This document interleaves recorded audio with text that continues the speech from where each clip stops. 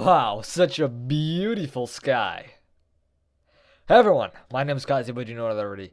Uh, this video is gonna be a bit different, more like a theory video, but not that much of a theory video. I didn't do that much research on this one. I didn't really study this one. I just sat down and I noticed something, and I started going down this rabbit hole, and then I realized that this rabbit hole that I went down might actually be correct somewhat. I feel like I went somewhere with this thought process. So I just want to spread the word because I think I might be correct on the identity of the G-Man. Now, that is so bat insane. Like people say that a lot, but I legitimately think I found the answer. Now, this is already a really popular fan theory, but not that many people say it's true. Now, there are probably definitely reasons why it's true. Like, number one, Valve is completely silent about everything, so we will never know if this is true unless Half-Life 3 does come out. Now, these are a lot of buzzwords I'm throwing at you, a lot of crazy stuff I'm saying. Look at this, look at this, look at this. Now, this is a fan model of the Gordon Freeman, but if you look up the real pictures of what he looks like in the posters, the renditions for the game, you would still see some similar differences. Similar differences? No. Similarities. Similarities. So look at this. Look at this. Look at this. So look at this guy. Alright. Now I think if you've been down the rabbit hole of Half-Life fan theories, you would already know that the Gordon G-Man thing is like the facial features. Just look. Imagine this. Basically, the whole deal is that this guy G-Man is actually Gordon from the future. So a lot of the points for this is number one, of course, the facial. Like, these guys look pretty similar. Like, if you imagine him, he's like 27 or something, right? But technically 47 in the second game. But if you imagine this guy 50 years in the future, he would look something kind of like that. And they got the same eye color, green eyes, except his is a more alien and they glow. Maybe he did something with the Combine technology, which transformed him into this strange being. We already know that Gordon has the ability to save and load because he's a video game protagonist, and that's kind of like time travel and kind of like teleporting. Maybe it's a self-fulfilling prophecy. We started when the game came out 20 years ago. We were the player. We were the Gordon Freeman, and then all these years later, we've picked the game apart and found all the cheats, and we're able to do whatever we want with it. So now we have the capabilities that the G-Man possesses. So look at this guy. Just look at him. Now you see the cheekbones, you see the skull shape, and the hairline. I will be showing in this video. I will be giving the pictures of the real thing and not the Gary's Mod workshop models, because that's really not a good place to go off of. And now, let's also talk about the name. G-Man, Gordon Freeman. The G probably stands for Gordon and G-Man. If this theory was correct, the G would stand for Gordon, and the man would stand for Freeman. But that kind of sounds weird. But I think it's easier to say that it stands for Freeman, but I think it stands for human, because if there's a bunch of powerful entities like the G-Man roaming around, they would classify them by their species in this scenario. Assuming this is correct, they would classify him as a human, or like a man for short. And the name G-Man is like, they never say the name. None of the characters say it. So we don't really know if his name is the G-Man. That's what it just says in the files, If you know anything about the Half-Life lore.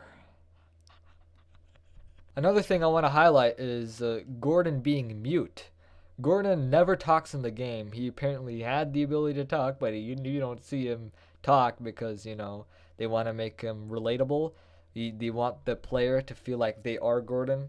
So if he's had his own custom voice lines, it would feel a bit of a disconnection. Just game design stuff. But Gordon, if he struggles, let's say it's become pretty popular that he probably struggles to speak. The G-Man also, the way his manner of talking sounds like a guy who doesn't know language that well. So I'm just putting two and two together here. A lot of this is speculation. Like there's literally, you can say any Half-Life theory, make up anything, and people do. They just make up random stuff like a Major Fracture. I saw a video about this guy who was talking about that there's a secret character named Major Fracture. You can literally say whatever you want about Half-Life because no one's going to confirm whether it is true or not. So it's basically free game to make anything about a Half-Life theory. Which is why I'm doing this, but I personally believe this is true. Like if there was a third Half-Life, maybe the plot twist at the end is Gordon sacrifices himself or something, or Gordon like goes back in time and becomes the G-Man so he can make sure the events actually happen. Now, you might say that this is only a similarity for Half-Life 2. Well, no. It also goes into Half-Life 1, which is why I feel like I'm expanding further onto this. So I got the Half-Life 1 models here, and just focus here on his face. And maybe in the editing we can show some better pictures to really demonstrate what I'm trying to say here. Notice his eyebrows. Let's forget about the beard. Look at the eyebrows, right? Not all of the eyebrows are the same on every other Half-Life model. Gordon has his own unique little like that kind of curvy shape. And we look at the G-Man. He's got the exact same shape. The facial that's the wrong guy. That's the wrong guy. The facial structure here is still the same.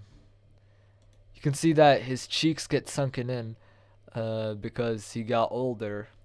Because in this theory we're saying that Gordon gets older. The G stands for Gordon. It's all coming together. This could have been an original intention.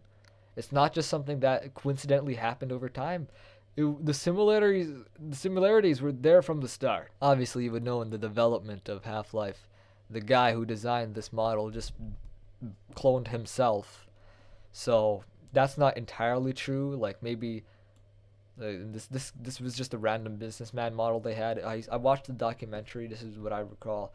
Is probably not. Like it wasn't like they weren't planning this all from the beginning, but they do want to keep some mysteries here and there, but they did plant enough clues for me to believe this. So now, imagine this scenario, okay? So Half-Life Alyx ended with the alternate ending of Half-Life Episode 2, where instead of this guy dying, this guy dies instead. Okay, she gets sent to the future or the past or whatever, and it's all crazy and stuff. G-Man, we're gonna send us to the G-Man land. This is gonna be G-Man land. So the G-Man takes Alyx, hires Alyx or whatever, and what basically that leaves, instead of Eli dying. Oh, don't launch me that far. Oh, I killed Eli. Okay, but instead of this happening, he survives and he gives Gordon the crowbar and says, Gordon, we got work to do now. Hypothetically, in Half-Life 3, we also need to go to the Borealis. Okay, we were originally going to do that with Alyx, but now we can't.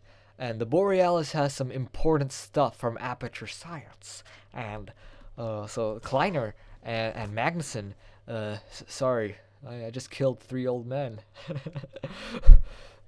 So they send Gordon off. There's nothing we can do about saving Alyx right now. Like, we can't just magically go to G-Man world and stop the G-Man.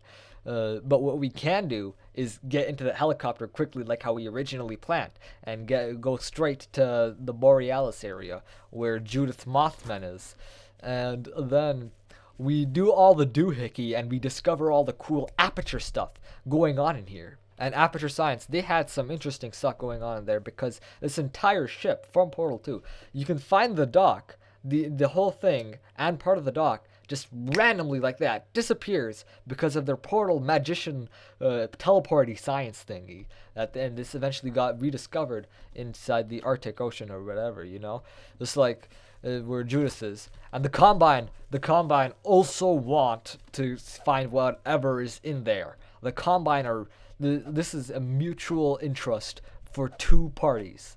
So they're gonna do a big fighty here. And it's gonna go crazy. And Breen's dead, but the Combine, the higher elite Combine, the ones that are in space, they're still out there, and they are still trying to build their empire. And they clearly are going to go at all costs for what's ever inside here. Because you know what's inside here? An important piece of technology. Something that the Combine, they don't have yet, and that they really want. So there's speculation here. There's something so cool here that the most elite race of aliens in the entire galaxy doesn't have, that they can only find in here. Because why else are they, why do they care so much? They can squash humanity, and they did squash humanity like ants on boots. But this thing right here is the reason why they haven't gone completely all out and destroying the planet. They could like go full Omni-Man on that thing, blow Earth up, but they're not. They still want Earth. There is still some interest in Earth and the humans, which is why the humans are still being kept alive. They want to combine themselves with the humans. That's why they're called the Combine. But there is some more things inside this boat, the Borealis, that is so interesting. You know what else is interesting? The G-Man. The G-Man, we know nothing about. I was gonna say something that we know about the G-Man, but the thing is that we don't know anything about the G-Man. Well, okay, what we do know is that he has no allegiance to either party. Only his employers, these mysterious employers that he always talks about. He's not working for the Combine. He's not working for Gordon. He sets Gordon out to destroy some Combine equipment and then stops Gordon from the mission that he already sent him on. What exactly is he trying to achieve? What is he gonna get from Alex? Perhaps he took Alex because Alex is a better employer, like how he stated.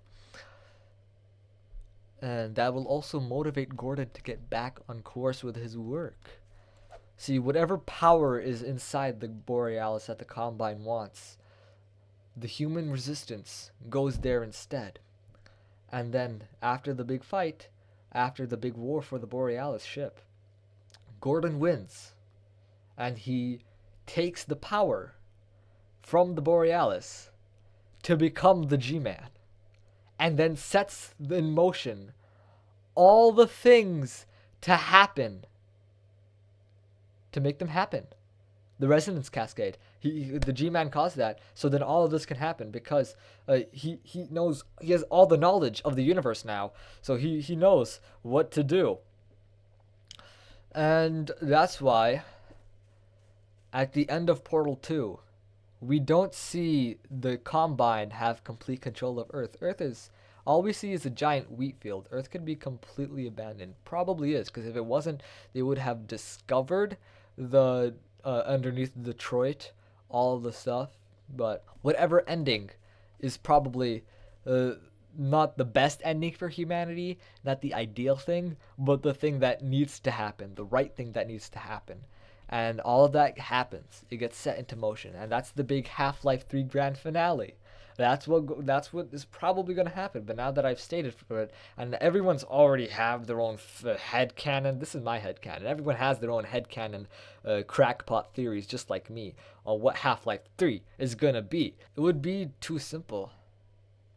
Honestly, this is exactly what this is probably what is going to happen. This is like the most ideal thing to happen. So, because that way it's actually not going to happen because it's too simple. The idea is too simple. But this is just the extrapolation. Like we've taken the points of data that we have, and we've arranged them to where this graph is most likely going to go. And Valve, if there ever is going to be a Half-Life 3, which is only going to happen if there's another huge advancement in technology that Valve will want to play with by making a new game, that's probably the only way they're going to make a third Half-Life, honestly. But when the third Half-Life comes out, Valve is going to throw a curveball. Because imagine I was 100% correct, and all of this happened, or your headcanon was 100% correct, or the most obvious headcanons were correct. That would be kind of anticlimactic, right? That's not what the players would want. They'd be like, oh, that's what happens in Half-Life 3? Okay. Kind of like the Deltarune chapters. When 3 and 4 came out, people had so many guesses and theories, and they seemed pretty obvious, but almost none of them came true.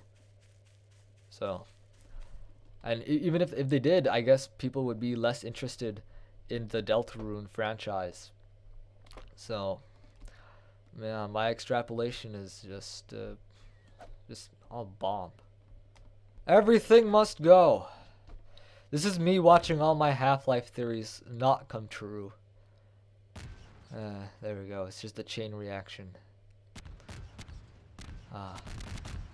Yep. There goes my entire Half-Life theory.